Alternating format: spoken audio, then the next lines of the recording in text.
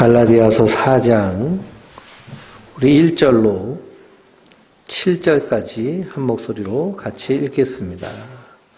내가 또 말하노니 유업을 이을 자가 모든 것의 주인 아니나 어렸을 동안에는 종과 다름이 없어서 그 아버지가 정한 때까지 후견인과 청지기 아래에 있나니 이와 같이 우리도 어렸을 때에 이 세상의 총학문 아래에 있어서 종노릇하였더니 때가 참에 하나님이 그 아들을 보내사 여자에게서 나게 하시고 율법 아래 나게 하신 것은 율법 아래 있는 자들을 속량하시고 우리로 아들의 명분을 얻게 하려 하심이라.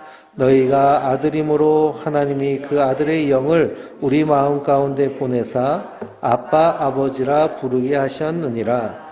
그러므로 내가 이후로는 종이 아니요 아들이니 아들이면 하나님으로 말미암아 유업을 받을 자니라. 아멘. 할렐루야. 우리가 갈라디아서를 함께 나누고 있습니다. 갈라디아 3장 1절에 어리석도다 갈라디아 사람들아, 예수 그리스도께서 십자가에 못 박힌 것이 너희 눈에 밝히 보이거늘 누가 너희를 꾀더냐라고 말씀하고 있습니다. 우리가 주일날 양과 염소에 대한 말씀을 드렸는데요. 우리는 양이에요? 염소예요? 염소예요? 양입니다. 염소가 노력한다고 양이 되나요? 염소는 염소입니다. 그런데 너 양이 되기 위해서 노력해야 돼 라고 말하는 것이 율법주의예요. 우리는 예수 그리스도의 십자가의 공로로 말미암아 구원받았습니다. 우리를 구원해 주셨어요. 우리를 양같이 불러주셨어요. 우리는 주의 어린 양이에요. 여호와는 나의 목자시니 내게 부족함이 없으리로다. 예수님은 우리의 목자 되세요. 그래서 그분의 십자가의 은혜 안에 있는 자들, 예수님의 십자가를 믿고 그 십자가 안에서 이루신 언약 안에 사는 자들이 주님의 양들입니다. 그러니 염소가 노력한다고 양이 되는 게 아니에요. 그러니 양이 되도록 노력하십시오 라고 말하는 것이 율법주의자들인데, 이 갈라디아 교회가 다 어디에 넘어갔어요? 율법주의에 넘어갔습니다. 어리석도다 갈라디아 사람들아, 예수 그리스도께서 십자가에 못 박히신 것이 너희 눈앞에 보이거늘, 이 율법주의자를 와가지고 깨는 거예요. 할례 받아야 구원받는다. 예수님의 십자가만으로는 모자란다. 그리고 날과 절기와 그리고 율법을 지켜야 된다라고 얘기합니다. 그러나 예수님께서 십자가에서 테텔레스타이 뭐라고 하셨어요? 다 이루었도다라고 하십니다. 다 이루었도다. 내가 너를 하나님의 양으로 삼았어라는 선언이에요. 성도는 그 십자가의 언약 안에 있는 자들이에요. 그 안에서 자유한 자들이에요. 그리고 그 사랑으로 사는 자들이에요. 그거 말고 내가 양이 되기 위해서 노심초사, 나 미련한 5처녀면 어떡하지? 기름등불 없으면 어떡하지? 그래가지고 온갖 종교적 열심과 수고와 헌신을 강조하는 그런 분위기, 그게 한국교회 분위기잖아요. 이게 사실 다 뭘까요? 율법주의고요. 사도 바울이 어리석도다라고 말하는 거예요. 성도는 그리스도 안에서 자유한 자입니다. 그래서 우리가 하나님을 예배하는 것도요, 하나님 사랑하는 마음으로 드리는 거예요.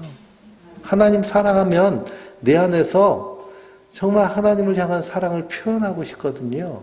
그 표현이 예배로 나타나는 것이고, 그 표현이 복음을 전하는 것으로 나타나는 것이고, 희생과 섬김과 헌신으로 나타나는 줄 믿습니다.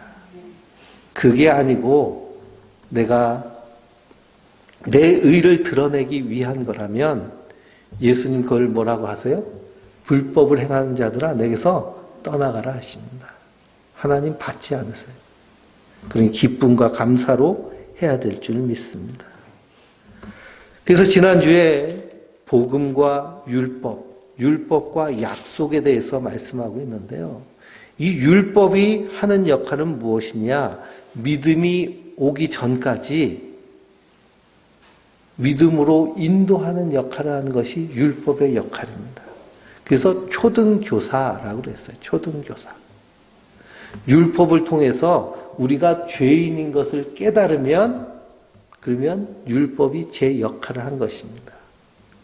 근데 율법을 이루면서 자기 의를 드러내는 것은요, 율법을 제대로 이해하지 못한 거예요. 구약에서 출애굽기 15장의 시내산에서 이스라엘 백성들이 하나님과 언약을 맺잖아요. 그래서 율법을 받습니다. 근데 율법을 받으면서 하나님 뭘 주세요? 성막 지어라. 그리고 그 다음 레위기에서는 이렇게 제사해라 라고 말합니다. 율법만 받은 것이 아니고요. 성막 짓고 제사 드리는 것을 배웠어요.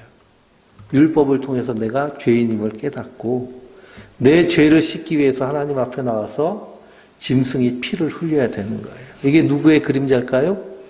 예수님의 그림자예요. 예수님 나를 위해 십자가에 달려 죽으심으로 내가 용서함을 받은 거예요. 그 누구의 은혜로 우리가 하나님의 백성이 된 건가요? 예수님의 십자가의 은혜로, 그 공로로 하나님의 백성이 된 겁니다. 그래서 우리가 율법을 잘 알면 나의 이 죄됨을 알고 이 죄를 씻기 위해서 예수님 앞에 나오도록 하는 역할을 하는 것이 율법이 하는 역할이에요. 율법 613가지 중에 한 가지라도 지키지 않으면 율법 다 폐한 겁니다. 다 어긴 거예요. 그래서 죄인으로 드러나는 거예요. 근데 율법주의는요, 율법 중에 지킬 만한 거 몇 개 가져와 가지고 이거 지키면 된다고 얘기해야 되나? 이거 지키면. 아니요, 다 지켜야 됩니다. 그래서 율법 안에서 우리가 죄인으로 드러날 때 예수님이 정말 필요한 거예요. 그래서 그 예수 앞에 나올 때 우리의 죄가 용서함을 받고 하나님의 아들이 되는 그 은혜를 우리에게 주신 줄 믿습니다. 그래서 4장 1절에 읽어볼까요? 내가 또 말하노니 유업을 이을 자가 모든 것의 주인이나 어렸을 동안에는 종과 다름이 없어서 그럽니다. 내가 또라고 해요. 또는 뭘 얘기할까요? 또는 우리가 은혜로 말미암아 구원받은 것이라는 거예요. 은혜로 말미암아 구원받은 것이다. 율법은 초등교사, 예수님께로 인도하는 우리의 죄를 깨닫게 하시는 것이지 그걸 지켜가지고 우리가 의롭게 되는 것이 아니다라는 것을 또 말하고 있습니다. 그래서 빌립보서 3장 1절에서 3절 읽어보실까요? 빌립보서 3장 1절에서 3절입니다. 끝으로 나의 형제들아 주 안에서 기뻐하라. 너희에게 같은 말을 쓰는 것이 내게는 수고로움이 없고 너희에게는 안전하니라. 개들을 삼가고 행악하는 자들 삼가고 몸을 상해하는 일을 삼가라. 하나님의 성령으로 봉사하며 그리스도 예수로 자랑하고 육체를 신뢰하지 않은 우리가 곧 할례파라 그럽니다. 그러니 사도 바울이 너희에게 같은 말을 하는 것이 내게는 수고로움이 없고 너희에게 안전하다고 그랬습니다. 같은 말이 뭘까요? 주 안에서 기뻐하라는 거예요. 예수님이 다 이루셨다는 거예요.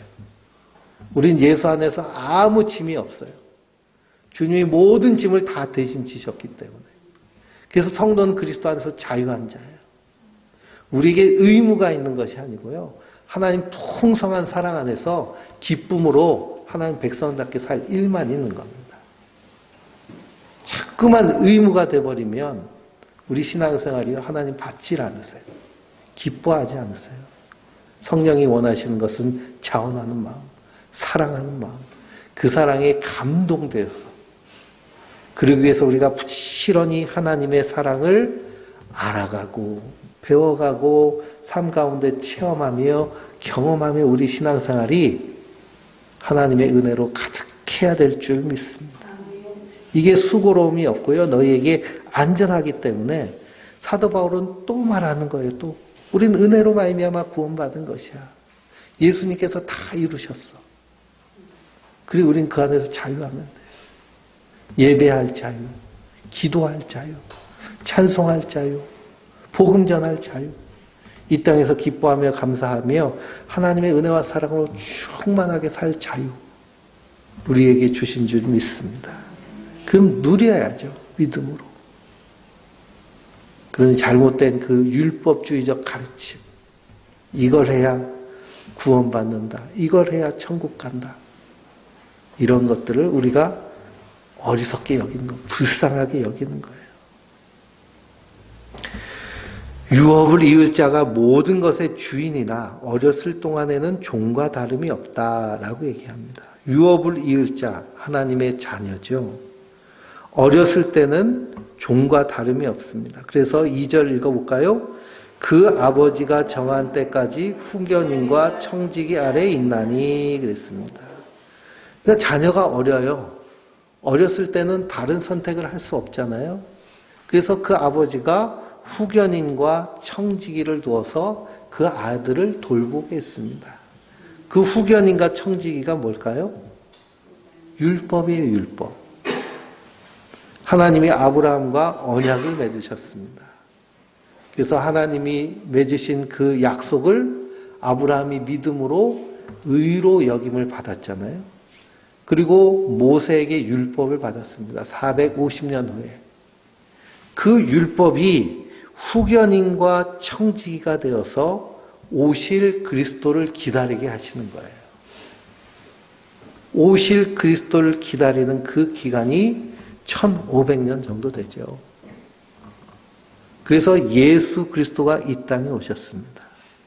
그리고 예수님이 이 땅에 오시기까지 율법은 초등학문, 그래서 초등교사의 역할을 하는 것이고, 그리스도가 오시기 전까지 이스라엘 백성들은 그 율법 아래서 무슨 노릇을 한 거예요? 종 노릇을 한 겁니다. 종 노릇을. 그러니 엄한 후견인, 엄한 청지기 아래서는 주인의 아들이라 할지라도 자유롭지가 않잖아요. 우리가 학생 때 공부할 때 자유롭게 살질 않잖아요.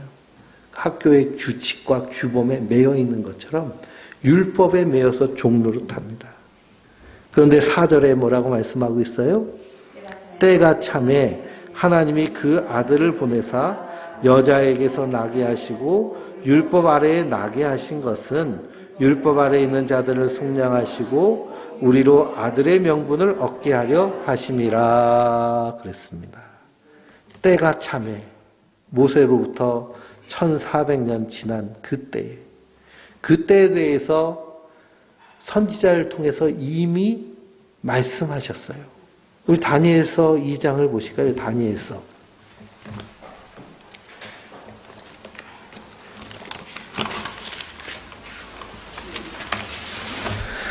다니엘서 2장 32절에서 35절입니다.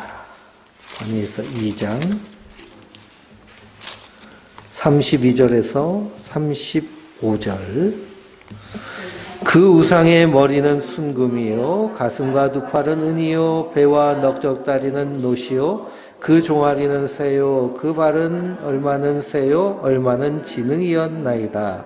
또 왕이 보신즉 손대지 아니한 돌이 나와 신상의 새와 진흙의 발을 쳐서 부서뜨리매 그때의 새와 진흙과 롯과 은과 금이 다 부서져 여름 타작마당에 겨같이 되어 바람에 불려간 곳이 없으므로 우상을 친 돌이 태산을 이루고 온 세계에 가득하였나이다 그랬습니다. 느부갓네살 왕이 꿈을 꿨어요. 꿈을 꿨는데 그 꿈이 너무나 신묘막측해서 이 꿈을 해석해야 되는데요. 그 온 바벨론의 지혜자들, 학사들, 그리고 박사들이라는 사람들 다 불러와가지고 이 꿈을 해몽해라 그럽니다. 그런데 내가 너희에게 이 꿈을 얘기하면 너희가 임의대로 풀 것이 아니냐. 진짜 영험한 사람이면 내가 무슨 꿈을 꿨는지도 얘기하고 해석해야 돼. 이렇게 명령을 내립니다. 그랬더니 이 바벨론이 뒤집어진 거예요. 꿈을 회복하지 못하면 다 죽는 겁니다. 너희들 가짜니까. 근데 꿈을 들어야 회복할 수 있잖아요. 그렇죠? 그때 하나님의 사람 다니엘이요. 다니엘이 이제 느부갓네살 왕의 꿈을 얘기하고 꿈을 해석합니다. 느부갓네살 왕이 꿈을 꿨어요.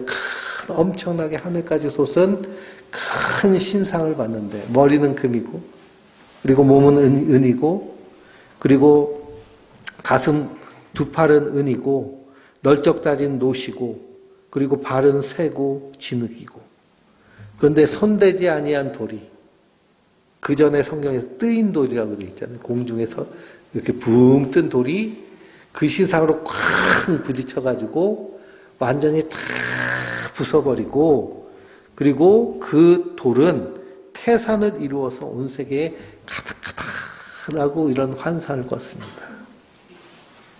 이 환상에서 뜨인 돌은 누굴 얘기해요? 예수님을 얘기해요. 그리고 이 우상은 신상은 무엇을 의미할까요?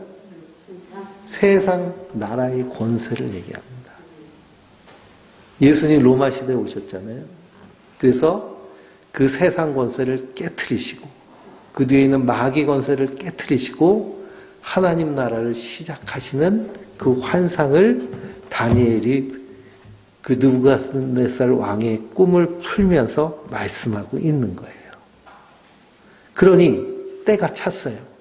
그 때가 언제일까요? 산돌 대신 그리스도께서 이 땅에 오신 때가 바로 그때예요. 그래서 십자가에서 사망 권세를 깨트리시고 그리고 마귀의 권세를 부시시고 부활하셔서 우리 부활의 첫 열매 승리가 되신 줄 믿습니다. 그래서 때가 참에 하나님이 그 아들을 보내사 여자에게서 나게 하시고 율법 아래 나게 하신 것은 율법 아래 있는 자들을 어떻게 하시려고요? 속량하시려고 우리로 아들의 명분을 얻게 하려 하심이라 그랬습니다. 예수님이 이 땅에 오셔서 율법 아래 오신 거예요. 율법을 온전히 지키셨습니다. 인간은 율법을 온전히 지키지 못해요. 왜냐? 그 마음이 부패하기 때문에. 율법을 온전히 지킨다는 것은 그 율법 안에 담겨져 있는 하나님의 뜻과 그리고 그 하나님의 그 율법의 의미를 온전히 지키는 것이거든요. 그 율법을 요약하면 하나님을 사랑하고 이웃을 사랑하는 것인데 그것을 완성하신 분이 누구실까요? 예수님이세요. 그래서 율법의 요구를 다 이루셔서 우리의 죄를 대신 지시고 십자가에 달려 죽으심으로 우리를 어떻게 하셨어요? 속량하셨어요. 값을 주고 사셨어요.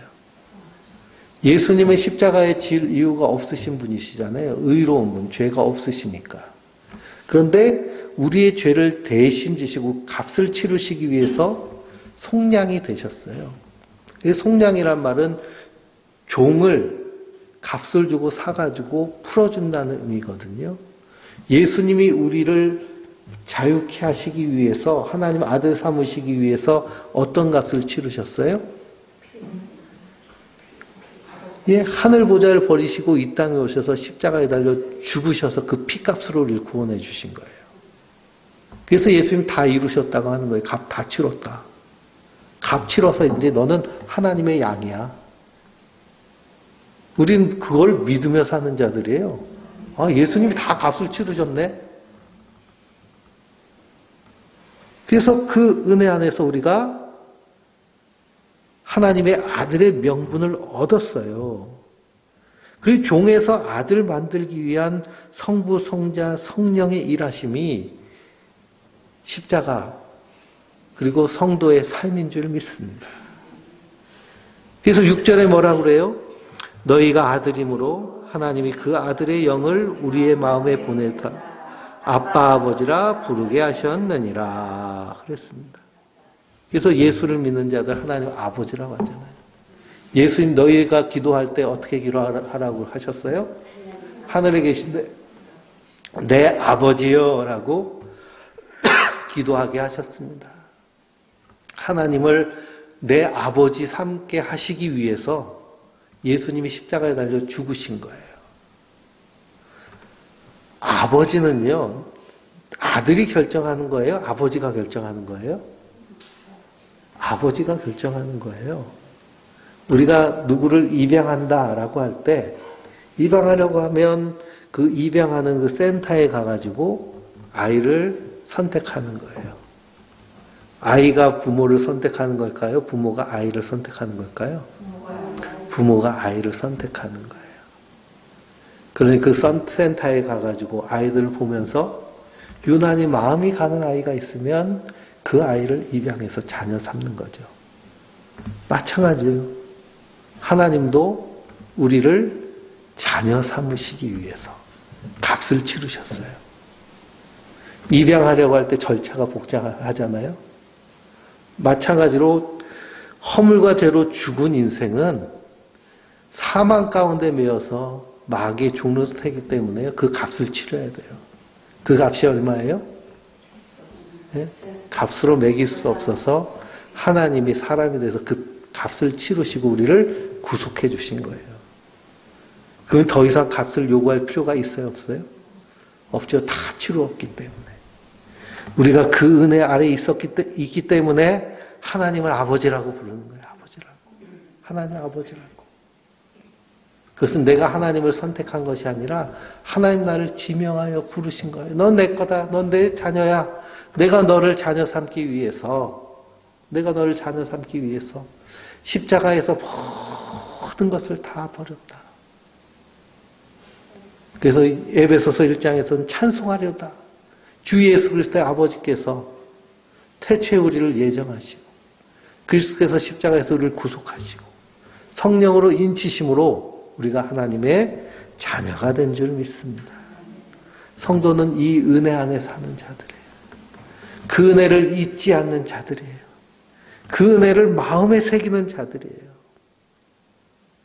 그래서 이런 얘기가 있잖아요. 원수는 물에 새기고 은혜는 돌에 새겨라. 그런데 사람은 어떻게 해요? 반대로 하죠. 은혜는 물에 새기고 원수는 가슴에 새겨서 이를 팍팍 깔면서 사는데요. 성도는 날마다 그 은혜 안에 사는 자들이에요. 그러니 주 안에 있는 자들에게 딴 근심이 있으랴. 십자가 앞에서 내 짐을 다 풀어놓은 자들. 그 안에서 자유한 자들. 그런데도 세상은 자꾸만 우리를 넘어뜨리려고 하니까요. 믿음의 주요 온전케 해주신 예수를 보며 사도 바울은 뭐라고 그래요? 나는 세상에 대해서 죽은 자요. 하나님에 대해서 산 자로 산다고 그러죠. 나는 날마다 죽노라. 그게 성도의 삶인 줄 믿습니다. 그 자녀 삼으시기 위해서 하나님 하시는 일을 똑똑히 기억하며 사는 자들이 성도들이에요. 그래서 7절에 뭐라고 하나요? 그러므로 내가 이후로는 종이 아니요 아들이니 아들이면 하나님으로 말미암아 유업을 받은 자니라 그랬습니다. 그러니 이제는 종이 아니고 하나님의 아들, 하나님 그리스도와 함께 천국의 유업을 함께 누릴 자들입니다. 이에 대해서 에베소서 6장 5절에서 8절 한번 보실까요?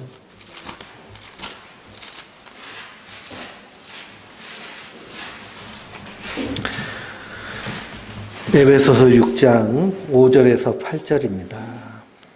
종들아 두려워하고 떨며 성실한 마음으로 육체의 상전에게 순종하기를 그리스도께 하듯 하라. 눈가림만 하며 사람을 기쁘게 하는 자처럼 하지 말고 그리스도의 종들처럼 마음으로 하나님의 뜻을 행하고 기쁜 마음으로 섬기기를 주께 하듯 하고 사람들에게 하지 말라 그랬습니다. 이것은 이제 기독교인들 중에 초대교회는 종들 중에 예수님 믿는 사람이 있었거든요. 그 사람들에게 하는 얘기예요. 두렵고 떨림으로 성실한 마음으로 그리스도께 하듯 하라. 그리고 우리가 하나님의 아들이 되었으면 이 땅에서 어떻게 사는 거예요? 두렵고 떨림으로 우리의 구원을 이루어가며 성실한 마음으로 사는 겁니다. 그리고 말씀에 복종하며 죽게 하듯, 그리고 눈가림으로만 하지 말고 사람에게 보이려고 하지 말고 마음으로 하나님의 뜻을 행해라. 이렇게 말씀하고 있습니다. 그렇게 우리 마음을 다해서 이 땅에서 사는 것이 그리스도의 사랑을 충만히 받은 자들의 모습인 줄 믿습니다. 그래서 우리는 하나님의 아들 자녀들이에요. 그런데 하나님의 아들로 사는 자들은 이 땅에서 어떤 모습으로 살까요? 예수님의 종의 모습으로 살아요. 왜 그러냐? 예수님도 하늘 보좌를 버리시고 이 낮고 낮은 땅에 오셔서 종이 되어 섬기셨거든요. 그런 것처럼 성도들도 종으로 섬기는 겁니다. 예수님이 종으로 섬기셨으니. 그래서 사도 바울은 자기를 누구라고 얘기해요? 그리스도의 종이라고 얘기합니다. 로마서 6장 22절 한번 보실까요? 로마서 6장.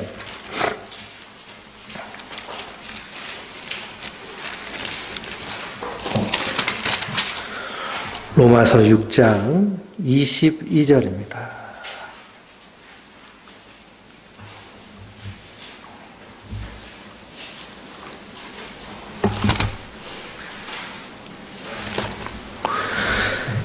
그러나 이제는 너희가 죄로부터 해방되고 하나님께 종이 되어 거룩함에 이르는 열매를 맺었으니 그 마지막은 영생이라 그랬습니다. 하나님께 뭐가 되어서? 종이 되어서 하나님의 아들이 되었는데요. 그런데 어떤 자리로 내려와요? 종의 자리로 내려와요. 왜 그럴까요? 그 은혜가 너무 감사하고 또 나를 위해 십자가에 달려 죽으신 하나님이 종의 모습으로 이 땅에 오셨기 때문에 우리가 아들이면서도 종의 자리에 나와서 겸손하게 섬기는 거예요. 그 안에 기쁨과 감사와 믿음과 소망과 사랑이 충만한 줄 믿습니다. 그래서 8절을 볼까요? 그러나 너희가 그때에는 하나님을 알지 못하여 본질상 하나님이 아는 자들에게 종로로 타였더니 그 다음 이제는 너희가 하나님을 알 뿐 아니라 더욱이 하나님을 아신 바 되었거늘 어찌하여 다시 악하고 천한 초등화문으로 돌아가서 다시 그들에게 종로로 타려 하느냐 그럽니다. 처음 8절에는 그때에는 그랬는데 그때에는 어떤 때일까요? 율법 아래에 있을 때 하나님을 알지 못했을 때 복음 이전의 모습. 그래서 에베소서 2장에서는 본질상 진노의 자녀라고 얘기했잖아요. 성도에게는 분명히 그때가 있었습니다. 그런데 9절에 뭐라고 그래요? 이제는 그랬어요. 이제는 너희가 하나님을 알 뿐만 아니라 더욱이 하나님 아신 바 되었거늘 그랬습니다. 우리가 하나님을 알고 하나님이 우리를 아세요. 누구 때문에? 예수님 때문에. 이전에는 우리가 하나님을 알지도 못했고요. 하나님 우리를 뭘로 아셨어요? 진노의 자녀로 아셨어요. 그러나 예수님으로 말미암아 하나님의 사랑을 우리가 받고 하나님도 또 우리를 아시고 사랑하세요. 이렇게 사도 바울이 복음을 전함으로 말미암아 그리스도를 영접하였습니다. 근데 어찌하여 그럽니다. 어찌하여 다시 악하고 천한 초등학문으로 돌아가서 다시 그들에게 종로로 타려 하느냐 그럽니다. 그러니 천한 초등학문은 율법주의, 금욕주의, 영지주의, 신비주의, 인본주의 이런 것들. 그래서 교회 안에 율법주의, 금욕주의, 영지주의. 율법주의는 이거 지켜야 된다는 거죠. 이거 해야 천국 간다. 이거 해야 구원받는다. 이게 율법주의예요. 그리고 금욕주의는요. 율법주의 안에 금욕주의가 함께 가죠. 그래서 우리가 고난주간 되면 금식합니다. 왜 금식해요? 금식할 때요. 내가 예수님 더 사랑하기 위해서 금식하고 예수님의 사랑 안에 살기 위해서 금식하는 것이 금식하는 거죠. 근데 그냥 예수님 고난 당하셨으니까 나도 좀 고난 당해야 되는데 그래도 금식하면 좀, 예? 내가 뭐 예수님의 십자가에 뭐 좀 보탬이 되는 것은 그런 느낌이 들잖아요. 그러니 참된 금식은 예수님이 다 이루셨는데, 거기에 자꾸만 보태려고 그래요. 내 의를. 이스라엘 백성들이 출애굽해서 이제 가나안 땅 들어가는데, 첫 번째 성이 여리고 성이잖아요. 여리고 성을 점령할 때 그들이 전쟁에서 점령했나요? 그게 아니라 하나님이 이스라엘 백성들 7바퀴 돌라고 하시고 마지막 7째 날 하나님이 무너뜨리셔서 승리를 주셨어요. 그래서 하나님이 앞서 싸우신 하나님 주신 승리예요. 그래서 이 여리고 성을 점령하고 나서는 거기 있는 전리품들을 하나도 갖지 말라고 하셨어요. 다 하나님 것이라고. 왜 그러냐? 너희가 한 것이 없기 때문에. 근데 누가 범죄했어요? 아간이 범죄했어요. 거기서 금은 보화와 그리고 멋있는 외투를 숨겼어요. 그게 발견돼서 아간이 돌에 맞아서 그 집안이 다 몰살시키잖아요. 아간의 범죄는 무엇이냐? 하나님이 하신 일에 자기의 의를 더하려고 하는 그런 의도가 아간의 범죄예요. 예수님이 다 이루셨잖아요. 근데 내가 금식 한 개 한다고, 내가 뭔가 한다고, 하나님이 하신 일에 막 자꾸만 뭘 더해서 내 의를 드러내려고 해요. 그래서 예수님 앞에 마태복음 7장을 보면 불법을 행하는 자여 내게서 떠나가라 라고 하셨는데, 불법을 행하는 자들이 예수님께 뭐라고 그래요? 주여, 내가 주의 이름으로 선지자 노릇하고 주의 이름으로 병자들을 고치고 주의 이름으로 내가 이거 했습니다. 이거 했습니다. 근데 난 너 도무지 알지 못하니 불법을 행하는 자라 내게서 떠나가라고 그러잖아요. 그러면 예수님이 인정하신 사람들은 어떤 사람일까요? 주여, 나는 무익한 죄인입니다. 모든 게 하나님의 은혜입니다. 하나님의 사랑입니다. 자기 면류관 벗어서 예수님 앞에 놓는 자가 예수님 앞에 합한 자예요. 그게 의로운 자라고 인정받는 천국 백성이에요. 자랑할 게 있을까요? 자랑할 게 하나도 없습니다. 근데 갈라디아에 있는 지역에 있는 교인들이 다 이 율법주의에 넘어갔습니다. 그래서 10절 11절을 읽어볼까요? 너희가 날과 달과 절기와 해를 삼가 지키니 내가 너희를 위하여 수고한 것이 헛될까 두려워하노라 그랬습니다. 날과 달과 절기는 다 무엇을 의미할까요? 이스라엘 백성들이 안식일을 지키고요. 안식년을 지키고 그리고 절기들 지킵니다. 그래서 절기는 유월절과 무교절을 함께 지키면서 그러면서 77절을 지키고 수장절을 지켜요. 이것은 다 무엇에 대한 그림자일까요? 예수님이 우리를 구원하시는 구원의 그림자예요. 유월절을 지키는 것은 이스라엘 백성들이 출애굽할 때 누구의 은혜로 출애굽한 거예요? 하나님의 은혜로. 어린 양의 피가 문설주에 발라진 자들은 죽음의 천사가 들어가지 않고 거기서 구원을 받고 그들이 그 애굽 땅에서 탈출하게 된 거예요. 전적인 하나님의 은혜, 유월절. 유월절을 지키면서 무교절을 함께 일주일 동안 지켜요. 그래서 누룩 없는 떡을 먹으면서 집안에 있는 누룩들을 다 버려요.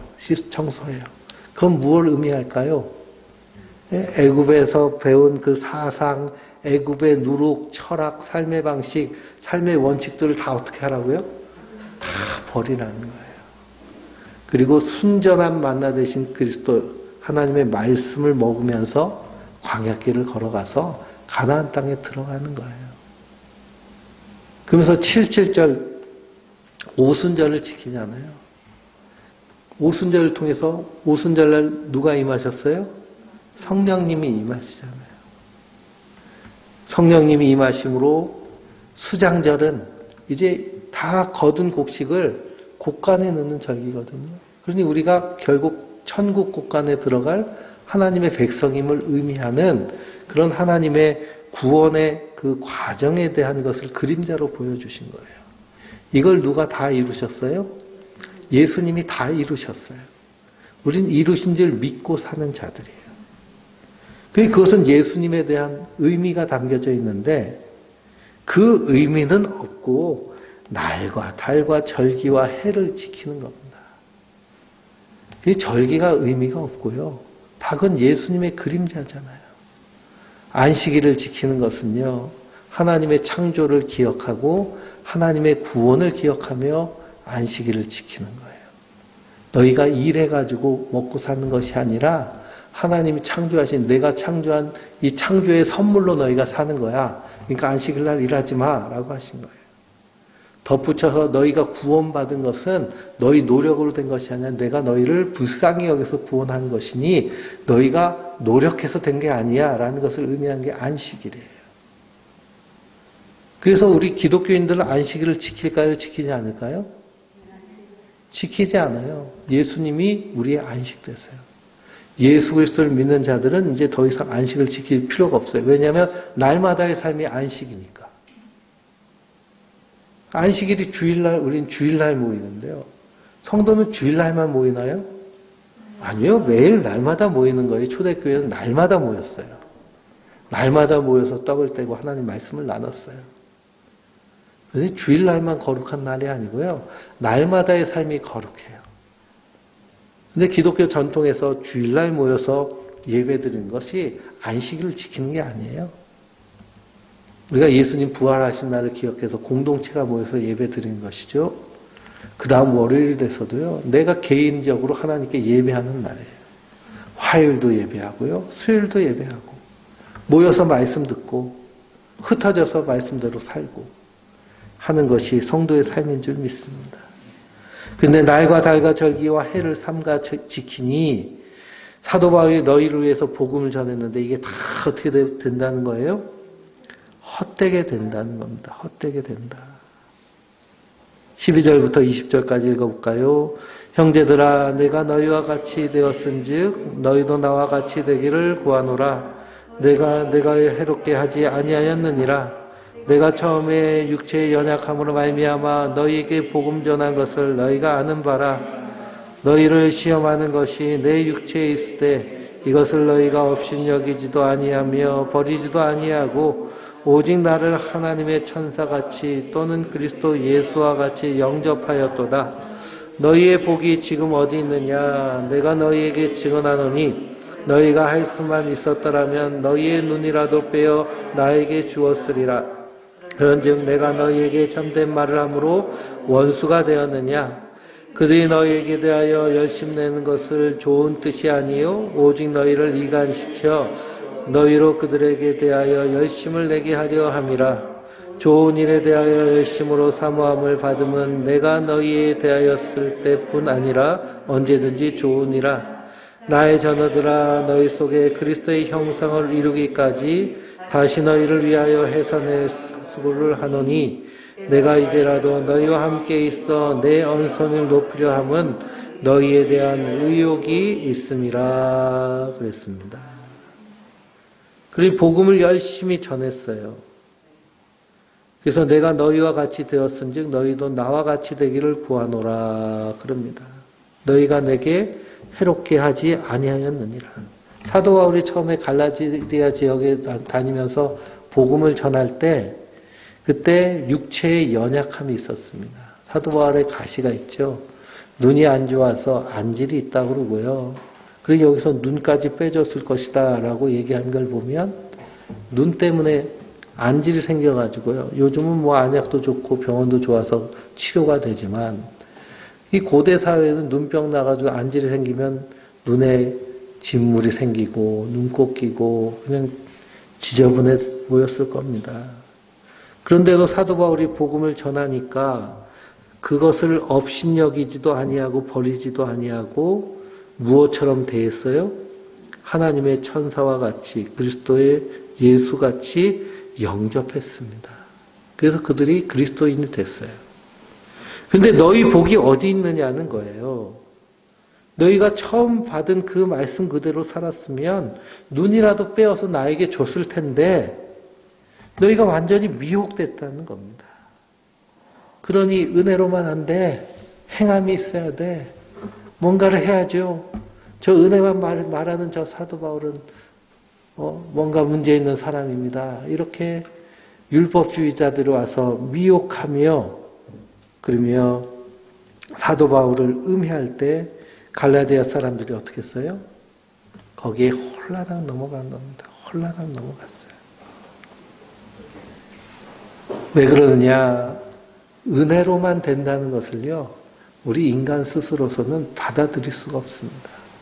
왜 그럴까요? 인간은 뭔가 해야 된다는 자기를 나타내려고 하는 그런 그 모습이 있기 때문에 거저 이렇게 큰 걸 주신다고 이게 믿어지지가 않는 거예요. 그래서 믿음은 하나님의 선물이라고 얘기하는 겁니다. 그래서 성도는 이 세상 가운데 이런 미혹 받아서 안 됩니다. 우리는 예수 그리스도의 십자가의 은혜로 말미암아 구원받은 자들인 줄 믿습니다. 그래서 우리는 무엇이든지 은혜로 하는 자들이에요. 하나님을 사랑하는 마음으로 하는 겁니다. 그래서 하나님을 향한 열심은 바른 열심이 돼야죠. 이 갈라디아 교인들이 하는 열심은 율법에 의한 열심이기 때문에 하나님이 받지 않으시는 거예요. 그러니 이 땅에 많은 교회들이, 많은 그리스도인들이 하는 열심들 가운데 헛되이 열심 내는 것들이 얼마나 많은지 모릅니다. 그런 열심은 자기가 드러나요. 내가 이렇게 기도했더니, 내가 이렇게 헌신했더니, 내가 이렇게 수고했더니, 내가 이렇게 노력했더니, 내가 이 교회를 세웠더니, 내가 이 건물을 건축했더니, 내가 꼭 들어가요. 그러나 하나님을 향한 바른 열심은 내가 없습니다. 다 하나님의 은혜로. 주여 나는 무익한 종입니다. 나는 아무것도 아닙니다. 근데 주님께서 나를 충성되게 여겨서 나로 직분을 주시고 일꾼을 주시고 주의 일을 하게 하셨으니 감사합니다 하고 사는 것이 성도의 바른 열심인 줄 믿습니다. 그럼 우리 안에 이 바른 열심을 가지고 하나님을 사랑하며 하나님 나라를 이루어가는 하나님의 백성들 되시길 주님의 이름으로 축원드립니다. 우리 288장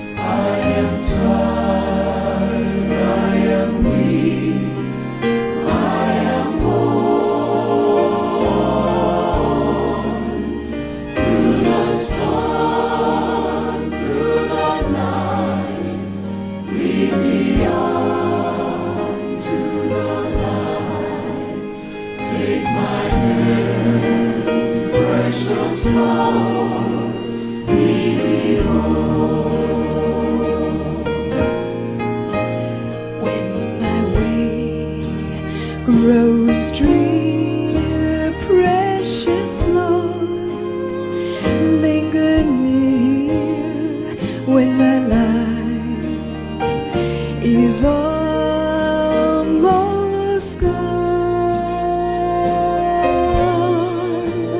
Hear my cry, hear my call, hold my hand lest I fall.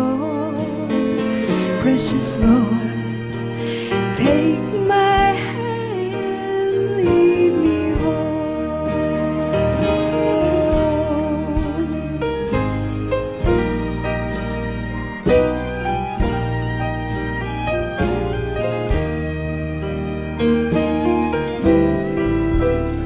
When the shadows appear and the night draws near and the days pass and gone, at the river I stand.